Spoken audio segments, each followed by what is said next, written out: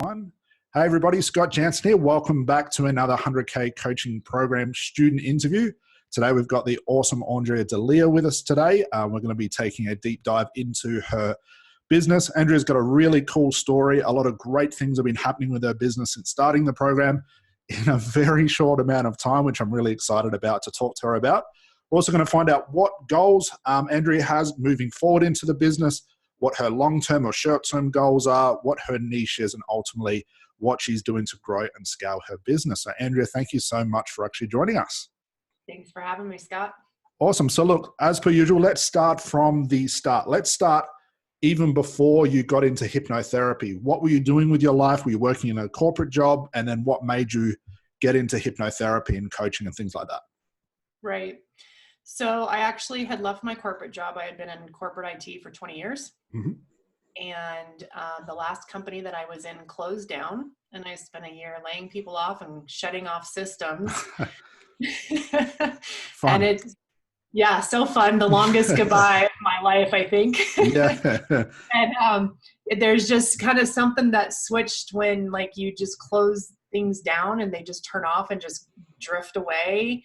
And I just couldn't see myself going forward doing that. So I ventured out. The most reluctant entrepreneur, I think, in the history of ever. Never had any plans to be an entrepreneur or be a business owner. And suddenly I had this not wanting to climb the corporate ladder anymore or go do that. So actually went out and did some training. I got Reiki certified. And once I learned that, I learned some other energy healing modalities. And I learned really quick though in that wasn't an income, like a corporate life income, like a career income. It just wasn't working out that way. And because of my time in the corporate world and the people that I was used to working with, there was kind of some perception of woo versus tangible type of transformational thing. Yes. And so I was seeking something that came with, if you want to be a professional in the professional world, you have a professional designation. And so I wanted something that had more of a professional designation. And I also wanted something that was a little bit more kind of direct and clear cut for my clients. And so that led me down the path into the hypnotherapy world. And I knew I was in the right place then. So awesome. So you said before you definitely didn't have the mind of an entrepreneur. Like it's such a big switch now for what you're doing. What's different now? What made you think, you know what, maybe I can do this? Well, that's interesting. At first I was like, well, let me try something out and see. I think what it was in my corporate life, the last phase of my corporate life, I spent a lot of time in leadership roles. And I always kind of was more of a heart-led leader. And I spent more time getting to know my people and learning and understand kind of what motivates people. And I really just saw people like, struggling at work, but it wasn't work that was causing struggles. It was stress at home. It was relationships. It was things like that. And the more that I was human with my teams and with my people, the more human that we could change, that we could interact and work our way through challenges and problems. And so I think the thing is that even in the latter part of my corporate life, I loved working with the people. I loved leading, coaching. I learned that if I made them better, they solved all the problems. I didn't have to do anything. Like they made my job so easy. When I empowered them and removed roadblocks for them and just made life better for them, they loved it. Like they got stuff done. And so it got to the point was like, well, can I just do that and skip all the politicking and, nonsensical things that are just overhead part of corporate. And there wasn't really a place for that really in corporate. And I was like, well, let me just see if I can find my own way into how to do this. Okay. So. And you jumped into Reiki. What interested you about the Reiki side of things? I had time and money. Literally at a meetup. I had not much work to do. I saw a Reiki class come across my email for like a meetup, and there was a level 1 Reiki class. I'm like, I've heard of this twice. and I have no meetings on my calendar and I'm still on the payroll. I guess I'll go do that. And that's kind of how it started. And I think that experience for me was kind of interesting because I was like, I didn't know much. I didn't know anything about Reiki. I just heard about it, but no clue. And I think the process of just getting connected with it, going through some training with it, et cetera. And it was like, wow, you can do these things for people. Like you can help people shift in this way. And I mean, you know, I enjoyed the experience as well.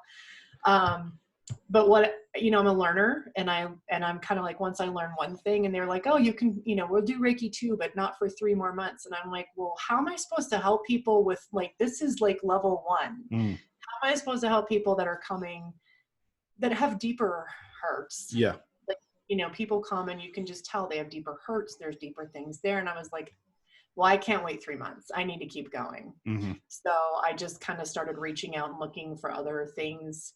I got emotion code certified because that was interactive. I actually got that certification so I could go work with foster kids. Oh, interesting.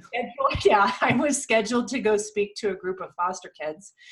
And I was like, they're not gonna play with this Reiki thing. It's too intangible thing. Like I need something people can relate to and like get their hands involved in. So I had done that, and which was cool because I showed kids, you know, angry foster kids how to do muscle testing and tap into their energy and stuff, and they loved it. Like 12 angry foster kids who were like, why is this blonde chick in here talking from corporate world?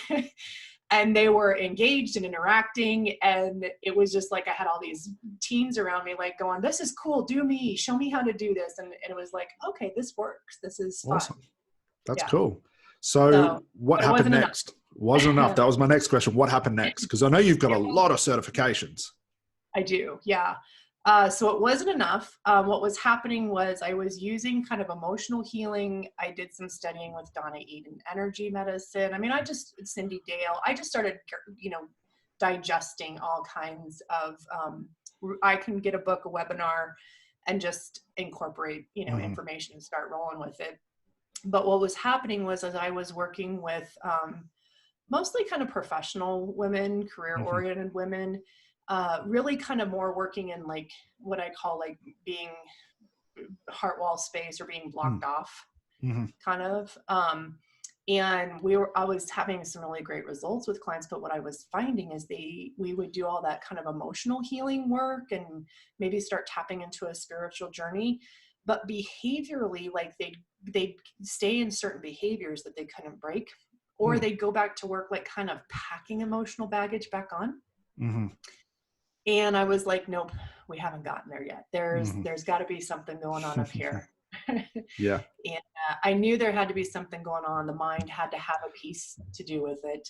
It's a piece of the system. And since I came from IT, everything to me is a system, right? So everything is about a system and a process. And I knew I didn't want to be a psychologist or a psychiatrist or a counselor, or I didn't want to do those. And it was funny, I kind of stalked Marissa Peer and her RTT online for about a year. Oh, wow. Yeah. Right. I kind of stalked her for a year. And it was interesting. I kind of sort of thought hypnotherapy or RTT was going to like beyond my ability or permission. I don't know what the hell it was. But at the time it was like, that's for smarter people than me. Who am I to do that? And then, I don't know. I like the contract work that I was doing completely fell apart. And from an income perspective, I had a company that owed me close to $40,000 US, shut their doors. And yeah, and not pay. And clients were showing up, and I kind of just had this kind of meltdown moment that said, okay, we're either going to get serious about this and we're going to do this, and I'm going to get the right support, the right tools, and we're going to make a business out of this, or I'm just going to shut up and go back to corporate America and knock this off. So it was like, it's either get back in the boat or go back, or burn the boats and get your butt in gear. And that's kind of how it happened. And so I started my training and started using some of the tools just even in practice with existing clients before I even finished my certification. And I knew that finding the root cause and finding exactly the right pieces of information in the subconscious just was creating such instantaneous results.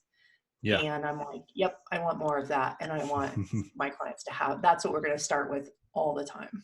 Okay. How long So, was this like training phase of yours? Was it like a couple of years or was it a couple of months? no, it was really only about 3 months. Okay. I did an online portion and then I went to a 5-day live portion. Okay. And by the time I was done with that, I had my certification. Okay.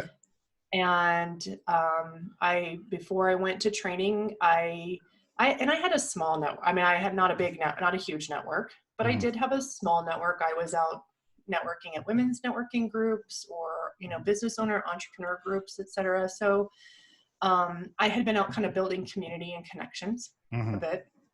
And so I had just put some information out to some of my community or, clients that had worked with me that we had good results, but I knew had a little bit more and they'd be willing to test something with me. And so I said, hey, I've been doing online training. I'm leaving next month to go finish the certification and I'll be able to take paying clients. Here's the program that I'm going to offer. Here's the value that it's going to be, but I'm going to give, X number of people kind of an opportunity to pay me, low bar, right? Because when I come back, my prices are going to go up. And so even before I left finishing my training, a handful, 5 or 6 clients. Okay. What were they coming to see you for? So I asked for specific things. So I asked for money blocks. I asked for weight. I asked for unresolved childhood trauma. I asked for kind of 3 or 4 specific things that I was like, I want to see how this process works. Okay. With that. To see what I liked. That was my next question. And how was that received? Like, did you get a lot of pushback? Were people really interested in doing this stuff with you? What happened? People were really interested. They were very interested actually in doing it. And it's interesting because when you offer something at a super low price, you get a certain type of clients that will come.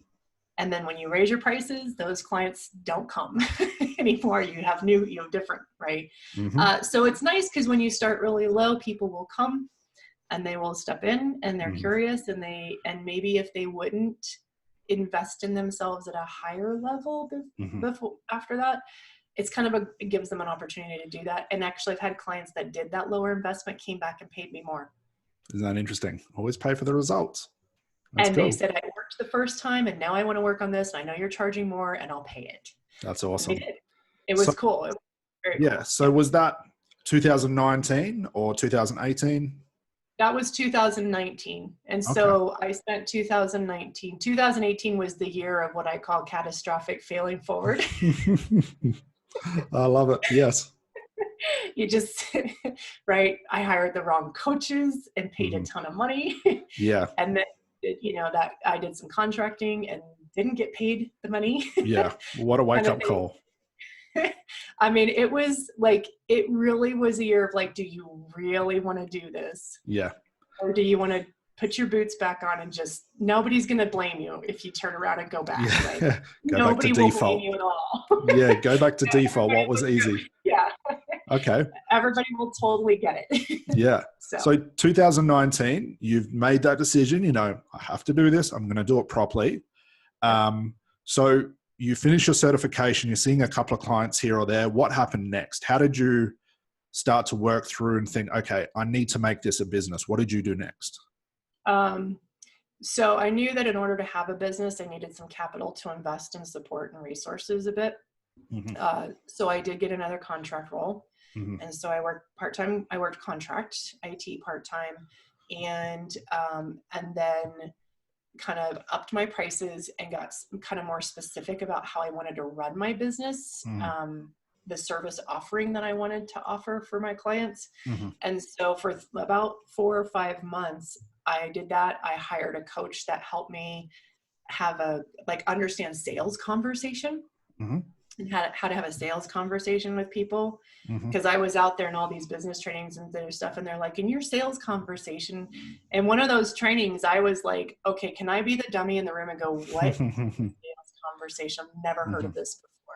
Yeah. So I hired somebody for that, which was cool. And I'm also, like I said, I'm from IT. So there were just very simple systems that I wanted. I wanted to be able to just, I wanted to be able to have a system where I could have all my contracts and all that kind of stuff online and be able to automate that, not high overhead kind of stuff, right? Just, Yeah. I wanted to be able to prove that I could make as much money in my business as I could make in my career. Okay. As my income started, I wanted to take the pressure off my business of just being able to be present with my clients, focus on results with them, kind of learn the process more, get comfortable with the techniques that I was using, kind of flesh out, if I do it this way, if I do it this way, right, kind of thing. And it was nice because at least having the contract work, it took the pressure off my business to have to be perfect and perform right now and let me just kind of grow and evolve it. So it started like I was making $2,500 a month. Then I was making $3,500 a month. And then I was making $5,000 a month. And then I hit 7,000 and I'm like, okay, I've almost met my income of what I'm doing. I can do this. And in January of this year, 2020, so my contract ended at the end of December. And I mean, I wasn't doing any marketing whatsoever. It was just results from networking, online presence, minimal online presence, referrals.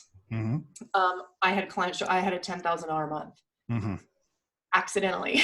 Accidentally, yeah. I went, okay, that is minimum income that I need to be able to keep going. And I was like, okay, well, I have kept growing my business income. It's time to, if you can focus full time, have the right systems and things in place, then you can do this. You can do this more than once. Yeah. Okay. So that was kind of how I got there. What was the process for you at the time last year to go from like a stranger to a paying client? That sales process you talked about, what was it exactly? So the process that I went through was, first of all,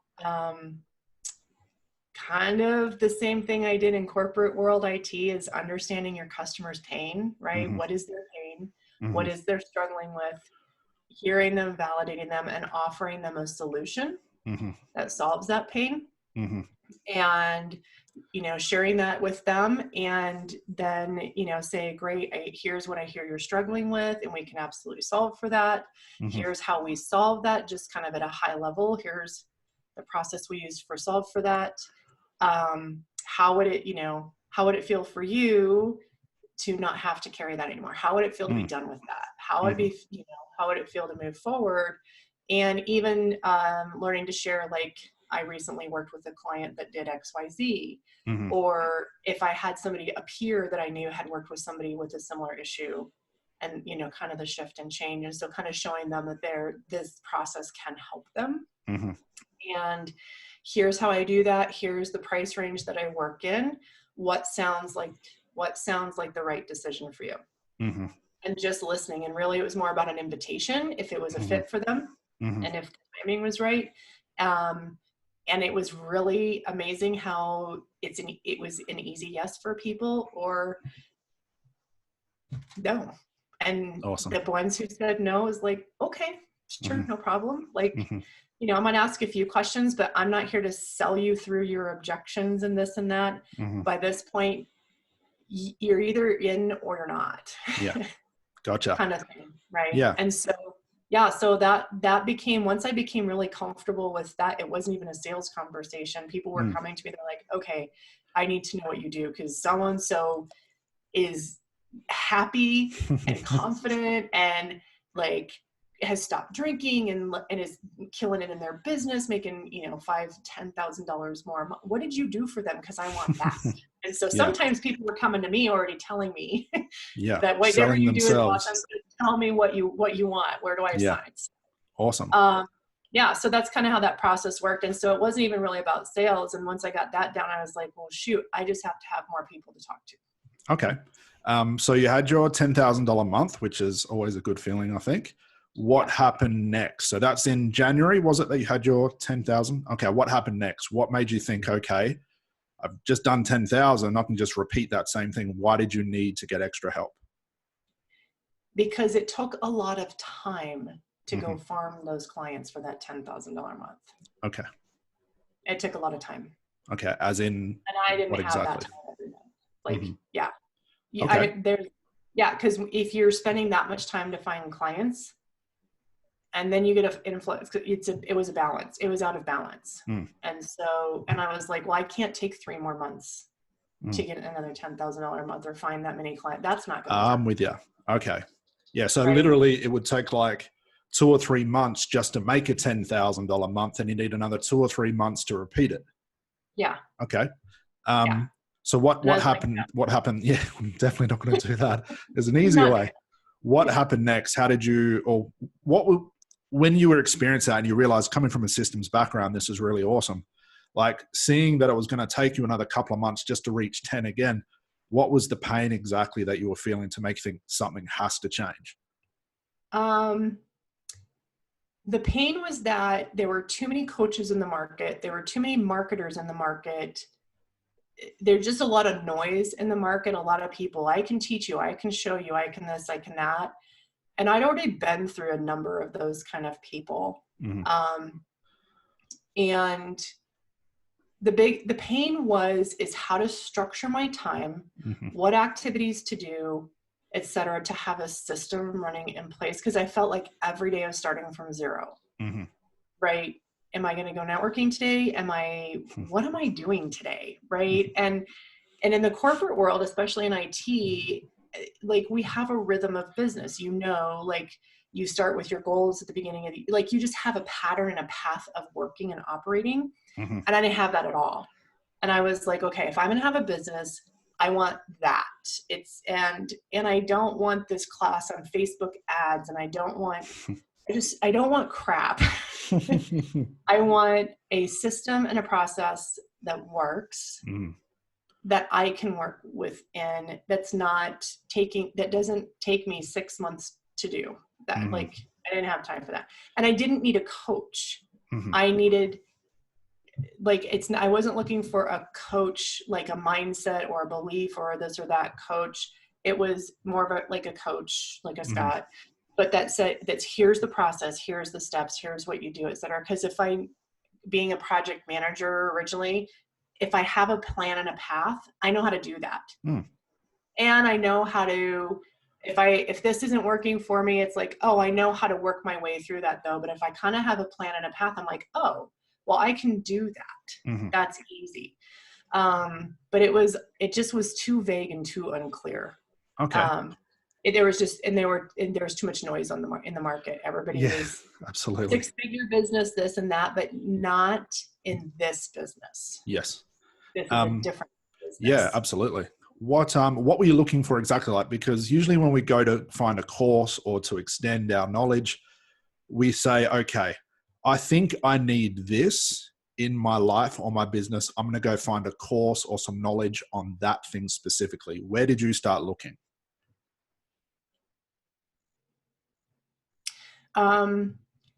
It's not that I was actively looking. I was waiting to see what showed up. Okay. Interesting. So I'm kind of a person that says, okay, I know that I need accountability. I want the accountability. I wanted the accountability. I wanted some specific steps. And I wanted I really wanted somebody that knew this business, or that also worked at a professional level. So there's a lot of coaches out there that I love them. They're well-meaning people, but they're not professionals, and they don't work with professionals. And so, but I also wasn't willing to invest another $10,000 or $15,000 on something that I wasn't sure was going to work. I had invested that before. We'll build you all your funnels and this and that. And I'm like, no, nope. That's not gonna work. So I kind of wasn't looking. I was more kind of observing and waiting who showed up, what came across my radar is kind of how it worked. And what happened? What came across the radar? How did you actually find out about what, we're doing in the 100K course? So I think that I had gotten a friend request from you and I didn't accept it for a while. Thanks a lot. You're welcome. Yes. Yeah. Had to prove myself before you said yes. Yes. Accept it right away. Yes. But of course, like, woohoo, thank you, Facebook, because if you look at somebody's profile or something, suddenly they start showing you their videos kind of thing. So eventually, and then I saw that you worked, with people from my industry, hypnotherapy, et cetera, other industries. I'm like, oh, what the hell? He can't be that bad of a guy. So I did accept your friend request.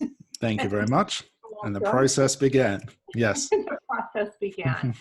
And again, I think it was like the content that I was seeing. I started to see some posts, this and that. I saw the webinar, and I mean, we're all inundated. Everybody's got a webinar. Show up at this webinar, and it's like, oh, great. It's going to be a webinar with a $15,000 sales pitch at the end kind of thing. I'm like, no, I'm not going to do that. But it's actually, the interesting thing is I saw a couple familiar faces. Okay. Actually, people that I was at training with in April last year. Oh, they were actually at your course. Okay. They were at my course last year. And so I was like, all right, well, let me go look at this. So I went to your page, watched through your videos, saw some of the testimonials. Then I couldn't get the webinar registration to work. I think I actually remember that. I remember that message. Yes. Yes. Yeah. Like I couldn't get it to work. Yep. And I'm like, I think you have what I need. And I'm pretty interested, but I can't get the webinar to work. And I know it sounds stupid, but I just want to watch the webinar to see that was payback for not accepting my friend request. That was all on purpose. Yeah. But yeah, I remember that message. Yeah, I remember that message, and I had to sort it out for you. Yeah. And I'm sure I deserved that. Totally. Yes. And so I really wanted to hear what you had to say. And when you talked about, systems, and even just the information I got from the webinar, I had downloaded the Therapy Maximizer playbook. I knew you knew how to systematize a business, this kind of business. And I was like, great, that's 80% of the problem right there. So, and you didn't sell me a $15,000 coaching program for 12 months and this and that. And it was like, nope, action right away. And I'm like, great, I can do that. And that's the right. So that was it. Yeah, because we jumped on a strategy call as well. Yeah. Yes, we did. Yeah. Yes, and I remember. Yes, we did. Yeah, because I remember we talked a lot about the systems and the protocol and stuff like that. So once you join the program, obviously week 1 is my favorite. That's all systems and understanding how to view your business. What was that like for you in comparison to the other things that you were trying or the other courses that you'd been on? What was different for you? There were 2 things about it. First of all, it was very focused and very specific actions. Like, it was theory. Yes, here's the theory and the understanding, but now go do these things. And the very first thing, which is the hardest thing, and I had struggled with it, and I knew I was struggling with it, was clarity. And clarity and niche. And that was the first work. And I knew that if I didn't get super specific, it wasn't going to go anywhere. And so that was week 1. It felt really good to have a very specific plan and goal, and with very specific actions that got interaction and action right away. And so that was right out of the gates. I'm like, yep, this is perfect, because this gets me. I have a plan of attack every single day of what I'm doing. Perfect. So when you were getting clarity, what niches or what solutions, like what were you trying to work out in your head? What ideas did you have? So I don't know how to I don't want to sound rude when I say this, but I knew that there was a certain professional education of person that I wanted to work with. And when we get into helping people heal emotional wounds and trauma and things like that, right? There are a lot of people in this world who have emotional baggage and struggle, right? But the one thing I knew that if you're going to have a business, you have to have a business that people will pay for. Exactly. Yep. And so it was, are the people who are stuck in years of depression or anxiety, are they going to pay? No, because they really don't even believe anything works. Mm-hmm. I agree with you 100%. And so I knew, and even when I started out, I went back to, I got a professional designation. I take myself as a professional because I knew I wanted to work with professionals. Mm. Because they have a thing that they're doing, they're working on, and it really kind of was professionals that are that really, the thing about professionals, or I call them high achievers, right? They're kind of very action driven, success driven, goal driven kind of thing. But doing that over a period of time, there's a level of unsatisfaction and kind of setbacks and things that happen that kind of erode their confidence. Okay. So it's not that they didn't have confidence, it's that they didn't understand why it wasn't working. So, Gotcha. right. So it's kind of the professionals that are high achievers, et cetera, that kind of hit the burnout. Confidence was eroding, right? And that's a really uncomfortable space to be in for those people, because they're used to getting things done. Yeah. So that's kind of what I was really targeting and working on initially. And I didn't have all the clear words and stuff for it, but that's where I was. Okay. And when you got clarity on it, did it change much? Did it oscillate from around different words or different sort of professions, or was it just about getting really clear in your mind who you want to target and just sort of ignoring everything else? It was about me getting really clear in my mind who I wanted to work with and letting everything else go without feeling guilty about it. Wonderful. It's a nice feeling, isn't it? It is a very nice feeling. And what was the solution that you figured out that, you know what, this is what my niche needs. These are what these people need. And if I can provide this, we can make a business out of this. So what was that solution? So the solution for them is, and it's interesting because it's kind of like the even further niche. So it was really around professionals who had changed careers, got into business for themselves, because it's kind of like those next chapter professionals, right? It's not their first rodeo. They're in their second rodeo or so, right? Yeah. And it's the kind of the same thing. They need to stop playing around. Yes. But the shift, or the something like they're not having, they've been in it, they've made the shift, they're in it, but they're not having the success. They're not having the results that they want. They're not getting the same level of success that they had before. And it really was, they're just really needed to shift some mindset and value, self-value, things about themselves.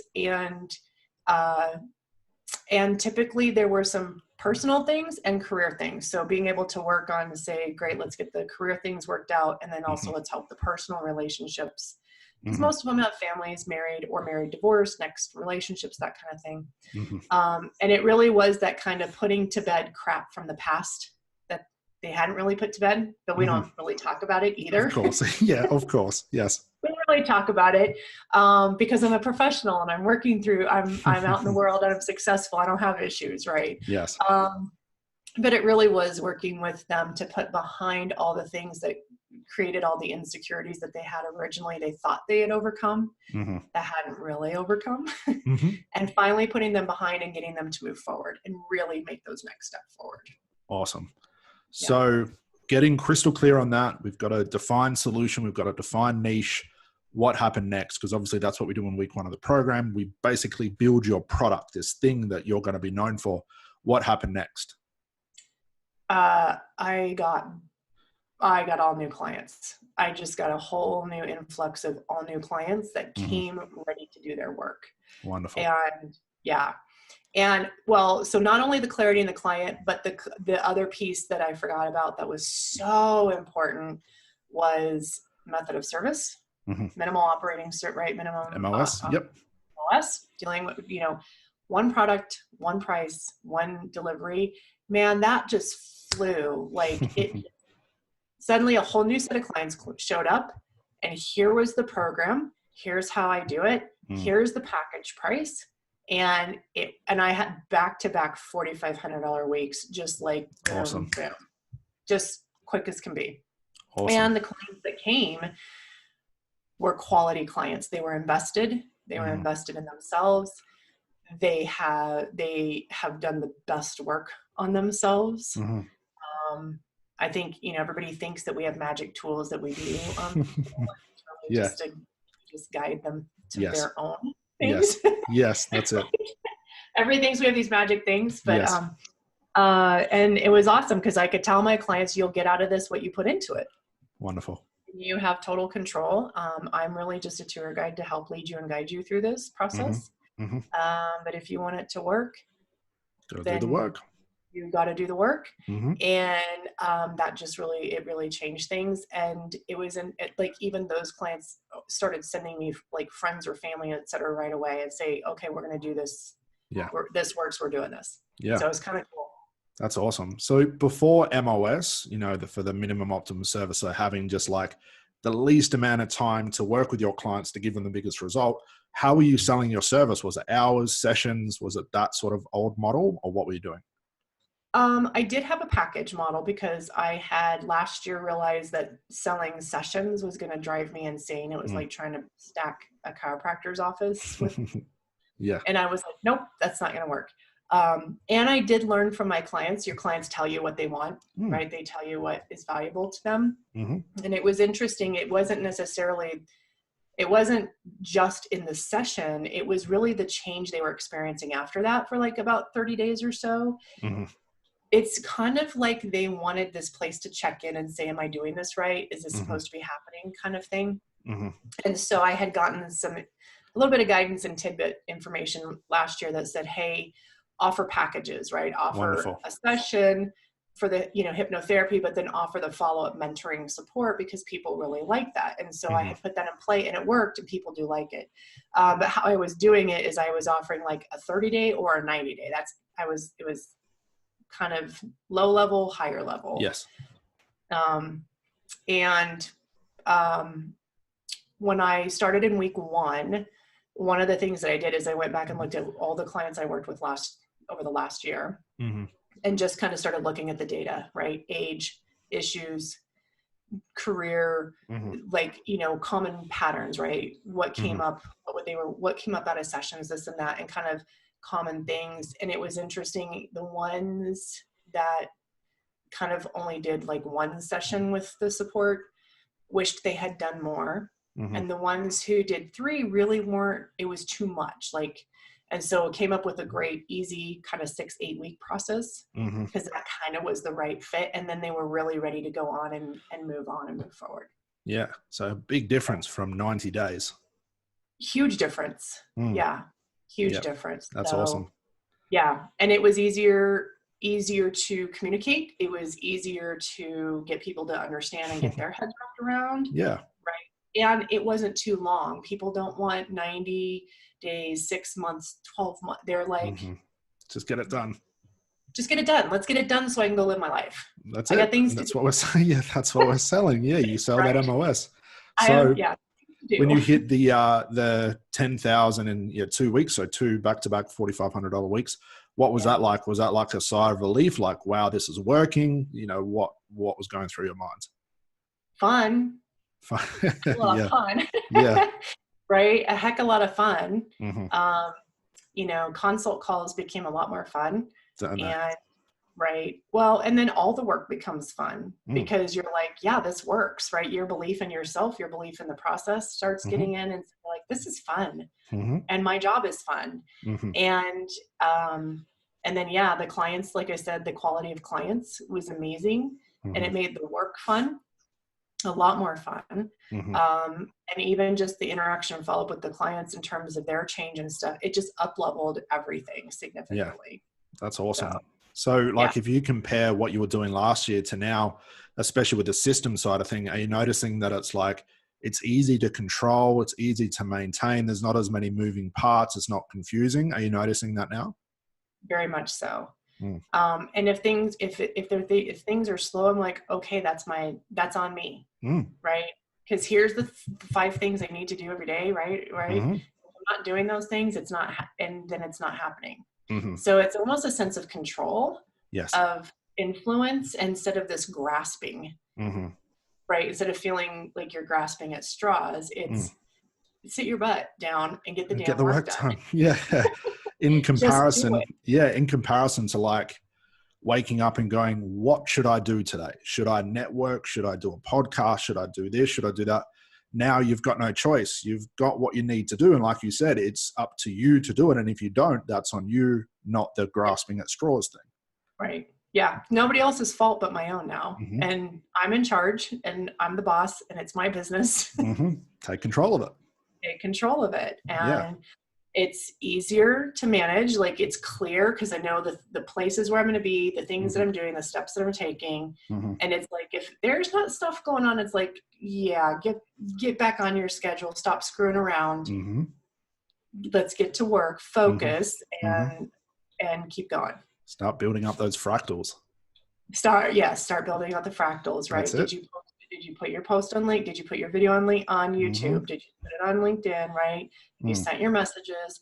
Have you before you whine and complain about what's not in your bank account, check your action list. That's it. It's all inputs. Yeah. It's all inputs. And if your inputs you didn't do the inputs, then you're not getting the outputs. So go get the inputs going. Seems so simple, but everyone looks at the outputs and goes, where's all my money? I'm not getting clients, I'm not making money.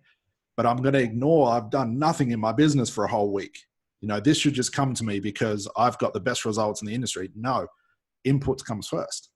Inputs comes first. If nobody knows you exist, you don't have a business. Yeah. Moving into week 2 and realizing that there's a lot for you to do. What was that like for you to understand the social media, the dichotomies of how we treat social media, Facebook Lives, YouTube?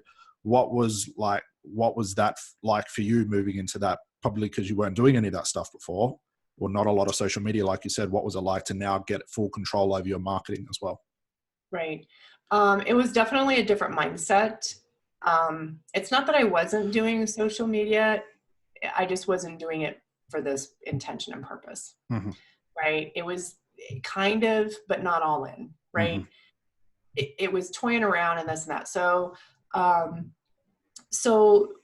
coming from a tech background, like, I know all the social medias, I know how they all work, that kind of thing.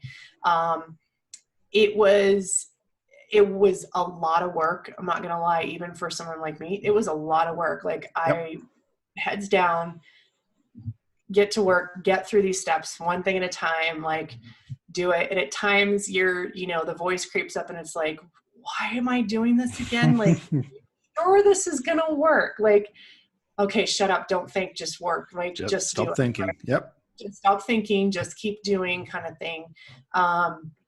And so there was a lot there. Probably the biggest thing for me, and I think other people probably relate to this too, is like the organic outreach, sending messages, this and that. Mm-hmm. And it was kind of like, wait, I have tools for that. Like, there's a wiring in there, right? And so it's like, we know what tools to use. So go get your own damn tool. Yeah. Yeah. Figure out what the wiring is going on up there and then just start doing it.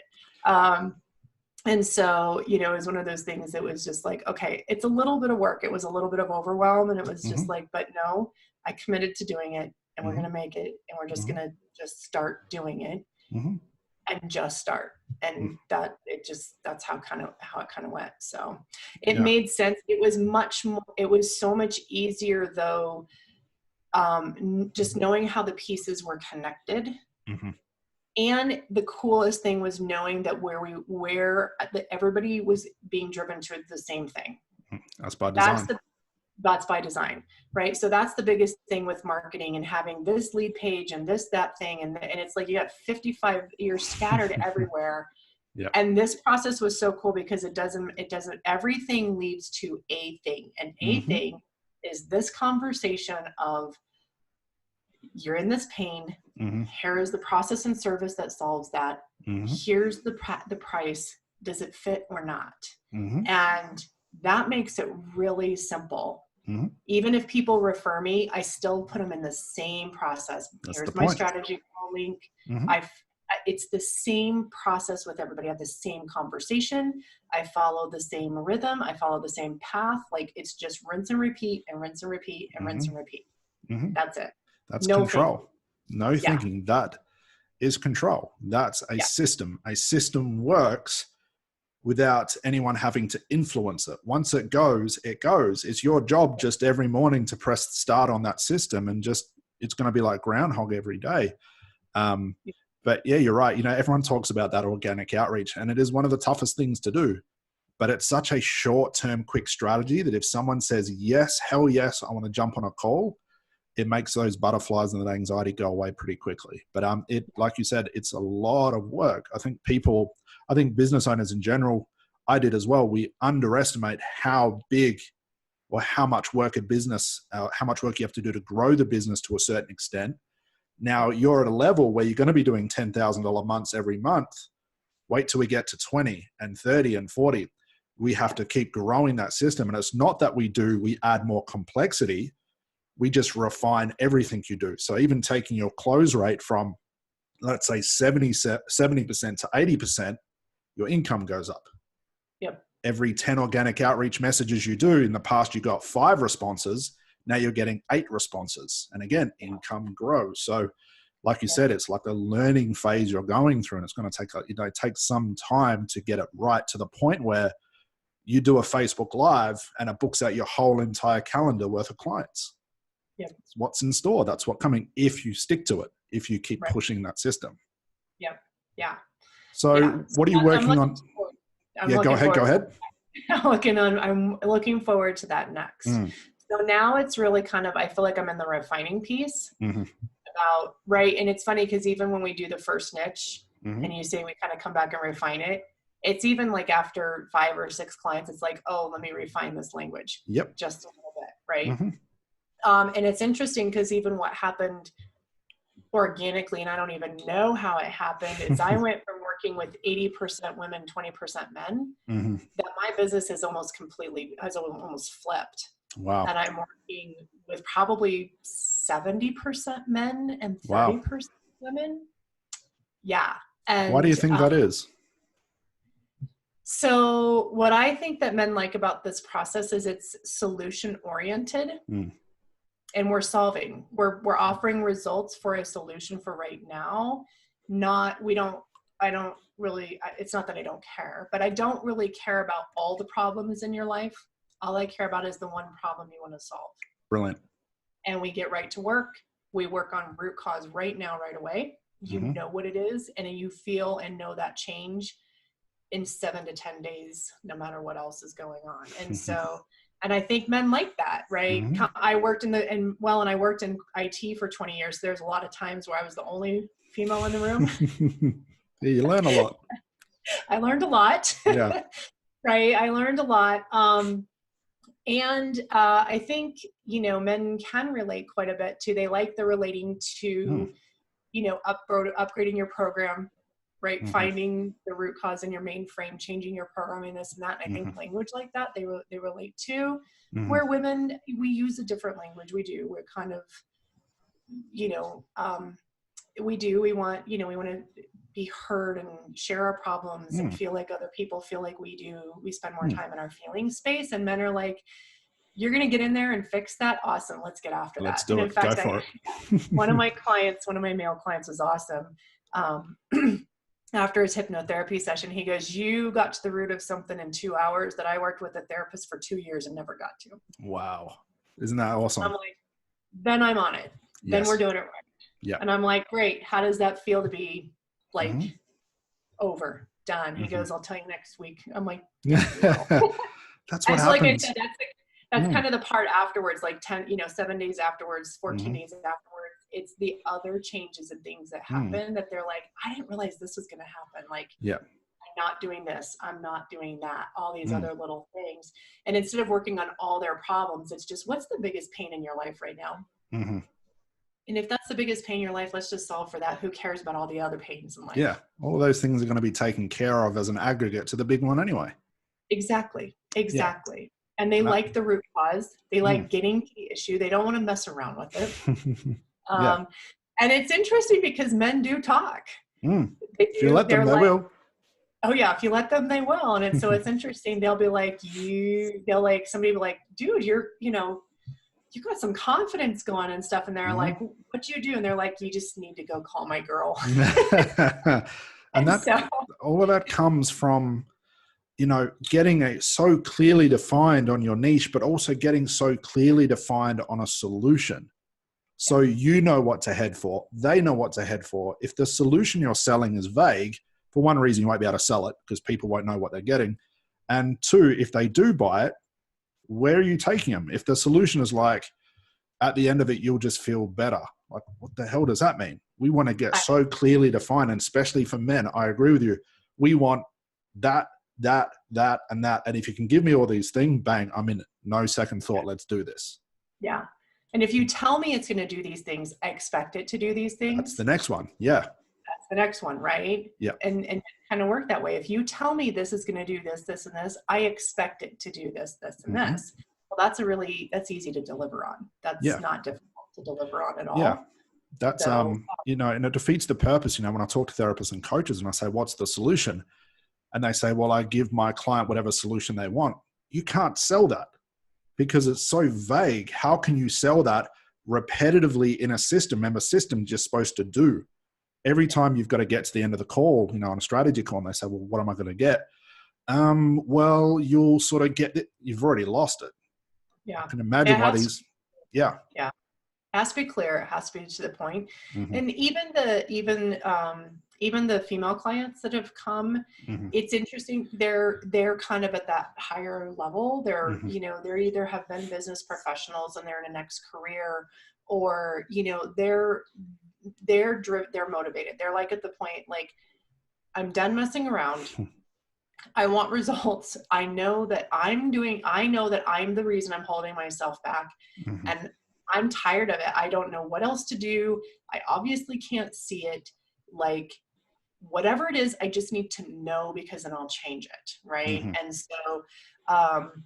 so that's kind of fun, because I'm kind of the person that I tell people, like, you've done the coaching, you've read the books, you've watched the webinars, you've done, right, all of that's the high achiever kind of thing, right? They're going to go looking for solutions. They're going to try things on their own first, right? And then they're going to go, I don't get this. And I'm like, and so when people tell me, I'm just frustrated because I've tried all the things and it's not changing. And I'm like, oh, then you're ready. Perfect. That's great. That's where I come in. Yeah. Right now, like, I feel like they make my job easy. Yeah. Because they know what not to work. Let's just go with what works. Right. Exactly. Or they've got enough of other pieces of other things that when we bring this in, it's like suddenly everything just fits in together. Yeah. You're just piecing that puzzle together strategically. Yeah. You're just hitting the spot that just needed to be changed or to get found or whatever, that just makes all the rest of it. And it's like, they go. Yeah, absolutely. So it's a lot more fun working in that space. Yeah. Too. I think having such a clearly defined outcome for your clients and your business and your price and your offer, when you take out all the guesswork and the confusion, business becomes fun again. Whereas now, as most coaches and therapists, they've lost that joy because it's such a struggle to even think of what to do, causes anxiety, overwhelm. And that's one of the first pieces that we have to get rid of the chaos, have clearly defined systems that actually work for you. Exactly. So knowing where you are now, what problems so far, because you've only been in the course, you haven't been in the course for that long. What problems has it solved for you as a business owner, not even just a therapist, but an actual business owner and entrepreneur? Clarity, right? What should I be doing? When should I be doing it? What's the most important thing? That's right out of the gates. That's the biggest thing, right? And if you know that, then you know what to be doing. There's no more overwhelm. There's no more crazy. There's no, let me try this today and that tomorrow. Nope. It's really clear. Here's what I do, right? That clarity, the consistency, that is essential. Yeah. What do you see as far as, because you're probably networking with other therapists and coaches, what do you see their biggest pain is? Like what they need to be solving?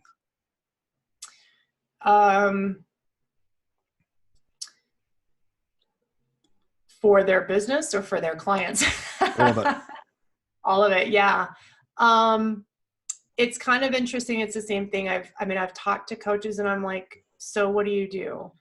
Well, I'm an executive coach. I'm like, no, that's your title. What is it that you do? Right. Yeah. And so it's interesting because I see people, they speak the professional speak, right? I'm a professional, blah, blah, blah. And I'm like, great. If I want to collaborate with you, if I want to refer people to you after what they're done with me, how do I know what you do and that you're the person to help them? Right. And so it's kind of the same thing as I see a lot of them. Now I have a few coaches that they're crystal clear. They work with professional women who have left the corporate world to launch their own businesses. Great. I know to send my client, right? Because they have a business process and business steps they follow. I know exactly, like my clients that come through and work on confidence or self-value or things like that to shift into that business owner mindset. It's like, great, now they're going to go help you with the execution. We've done that work, go. Right. But I think it's the struggle with other coaches and therapists and stuff is who we want to help everybody. We have the open hearts of the world. Yeah. Like we want to help everybody. And it's like, you're going to help people that come to you that follow the outliers, but what is the main lane that you're in? Who do you support? What is the result you provide for them, etc. And so, that's kind of the biggest thing for me. It's like, if I could put people through like pieces of your course, like it's like Scott, I'm just going to plug people into like modules 1, 2, and 3 of people because it was like, kind of like, if you don't have that foundation, if you don't know who you're talking to and why they want to talk to you, you're just wasting time and energy and you never get them back. Yeah. It's like everyone's looking for the marketing, the funnel, the Facebook ads, LinkedIn strategy, YouTube strategy. They go for that first. Yeah. Before they get foundation, before they get niche, before they get offer. And the funny thing is, the better you define the niche, as you're finding out, which is really interesting, the better you define the niche and the solution, the worse you can be at marketing, because the marketing has nothing to do with it. Yeah. It's all solution. Your clients will come to you based on just the solution you have. And that's a way easier business model to run. It's much easier. In fact, now I understand why before, like, no marketing person or any should ever accept anybody's money if they don't have like a certain foundation piece, right? And if not, you got to have that person that you refer to them that says, go get this. Then we know how to execute for you. Because if you don't know this foundation piece, you have no clue how to execute. That's right. You're just like, like I said, grasping at straws and just all over the place. So having that focus, that consistency, knowing what you're looking for, and it makes it people for easy to say, oh, that's me. That's what we're supposed to do. And you know it's supposed to do, and you know what language you're supposed to speak, and you know, right, you get into a rhythm, a pattern, you know what language to speak, and you can, even if you do decide, like I still do go networking, and I say the same thing at networking that I say online, that I say on every platform, right? It's consistency. You go to any of my profiles, they say the same thing. You may be in a networking event, I say the same thing. All the time, and it's consistent and it never wavers, and I don't even worry about it, and it's like the last problem on my mind. That's awesome. That's systems. It's systems, and it works. Right. And so it's like, okay, it took me to get here, now what's next? That's actually my next question. What is the goal for you? Like, where are you headed next, knowing that you're probably at the refining, defining phase, which is really exciting because we can really add some more strategic inputs to this to just, increase the percentage of certain things in the system. What is next for you? What are you working on in the background? What is the goal towards the end of the year? Right. So the goal towards the end of the year is to prove a specific system, pattern, process with a particular client. Wonderful. That's then scalable, right?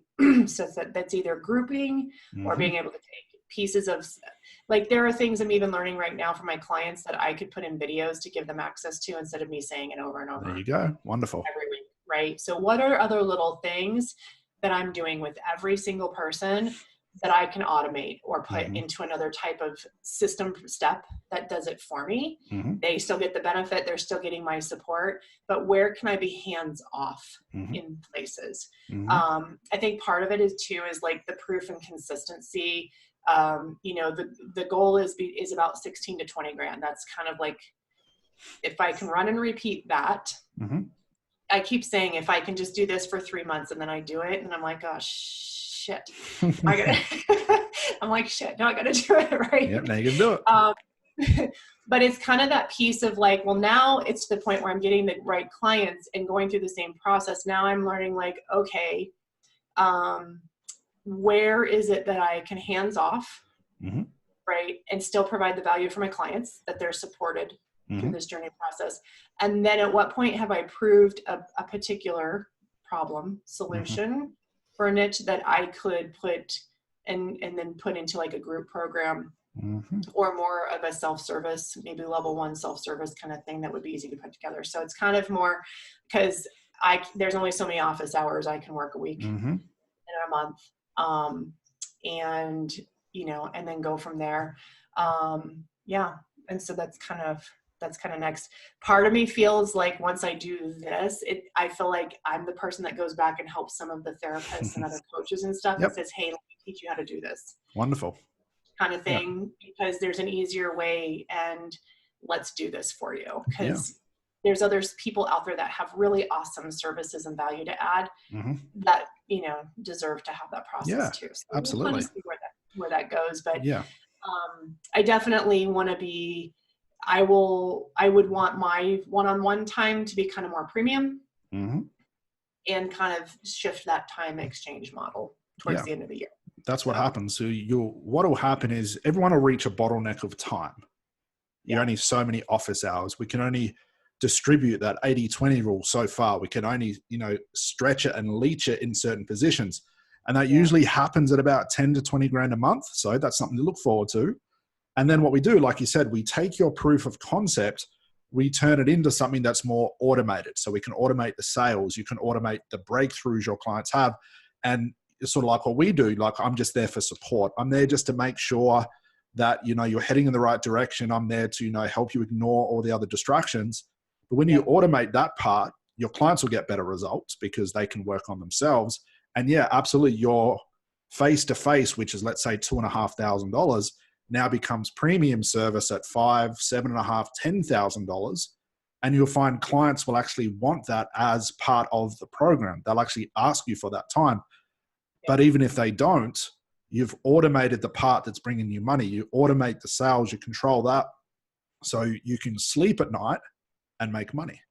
Yeah. And then just oscillate between that, because everyone has to evolve through that. Everyone will go through that. And it's just quite funny. You're actually getting there pretty quickly, which is quite cool. So your next evolution is going to come very soon if you just keep pushing the system the way that you are.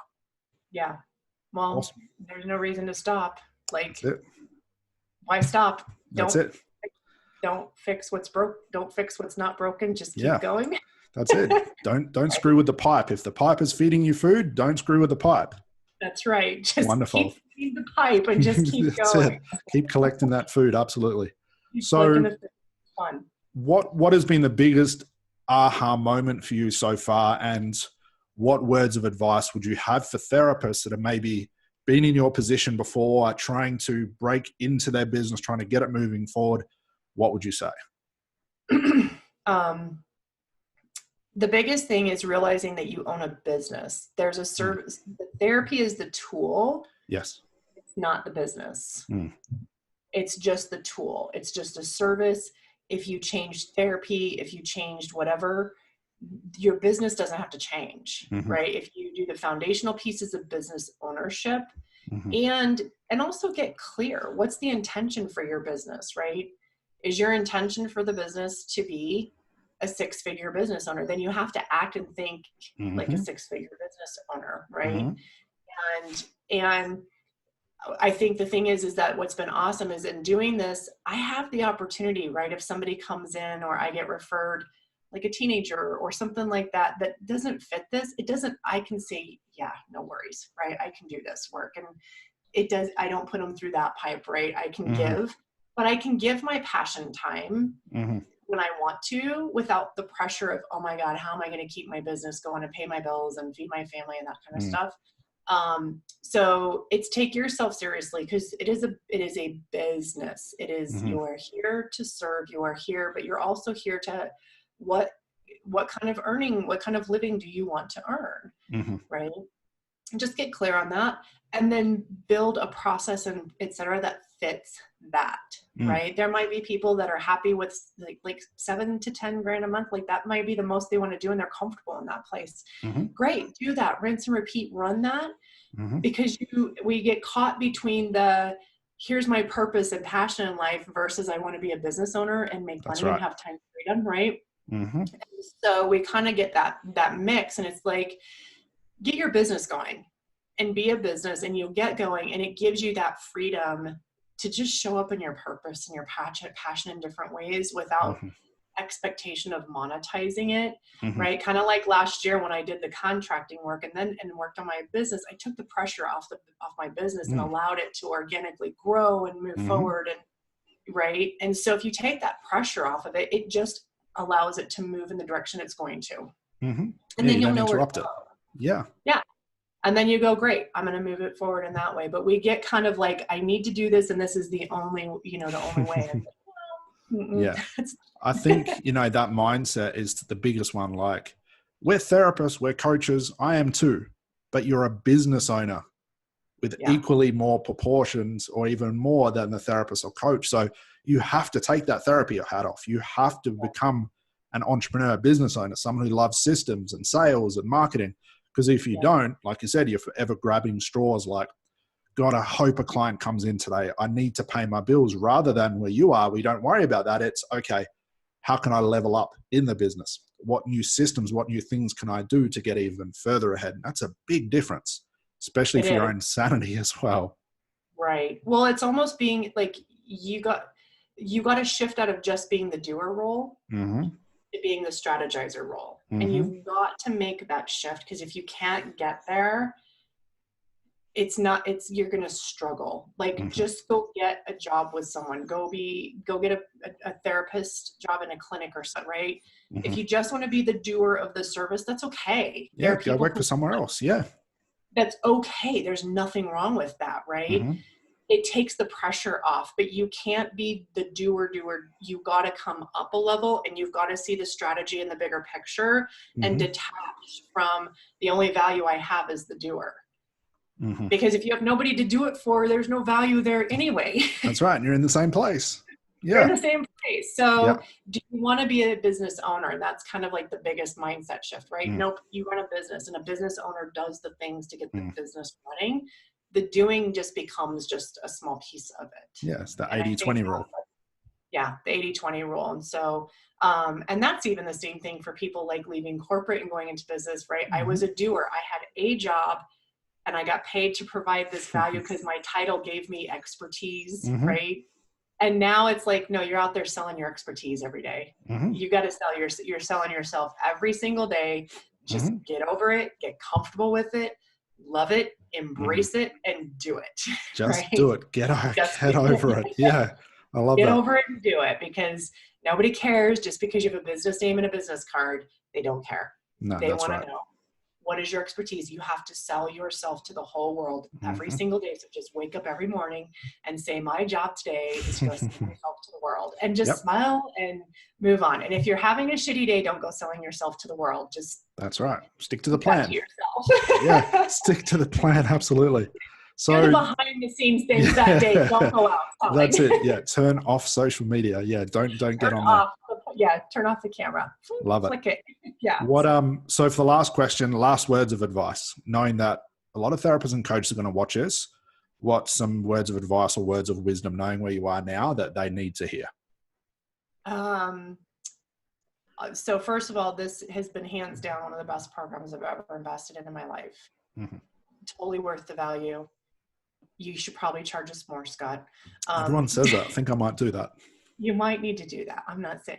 It's interesting. No, the value is, I've made my investment back in spades, right? So the value is obviously there and proven, and I'm still going. I haven't even gotten through all the content in the world yet. So I'm still going. Stop struggling. Just, it's not fun to struggle. There's no reason to struggle. People deserve the help that we have to offer. And it puts out a level of professionalism in our industry that's so needed. Yes, it right? is. Take yourself seriously as a professional. We've invested thousands of dollars and hours and stuff in our, other people more so than me. I mean, I'm still young in this game, right? It's treat yourself as a professional. Take yourself as a professional, and it lends credibility to everybody else in the industry too. It does. And provides a level of professionalism to everybody. Awesome. Yeah. It's crystal clear. Yeah. Love it. So for anybody watching this that, would want to get in contact with you, can you just let them know where they can find you and like, who is your ideal client? Sure. So you can find me online, Aundrea De Leon, on my Facebook personal page. You can find me on YouTube, find me on LinkedIn. It's my website name, super easy. And I work with professionals who are in their next chapter who are feeling stuck and frustrated, to change from that to feeling confident, capable, accomplished, and enjoying and loving their next level of success. Crystal clear. Love it. Fantastic. Every day. All right. Thank you so much. That was awesome. I love that chat. It's good to see. Well, not even good. It's just tremendous. Like I think have to start capturing you guys before you start the program to where you are now, so people can see even just the way you talk about it now is different than what we first had on the call. I wish we could show that, but congratulations so far. And like you said, you're just beginning. Like, you've got a long way to go. Like, this is just the start for you, which is awesome. So thank you so much for your time. I know it's probably super late where you are now, so I'm going to let you have a rest before you get up and do it all again tomorrow. We'll see you over in the group, Aundrea. Thank you so much. That was my absolute pleasure. Thank you. Thanks, Scott. All right. We'll see you in the group. Thanks, Aundrea. Bye-bye. Thanks. Bye.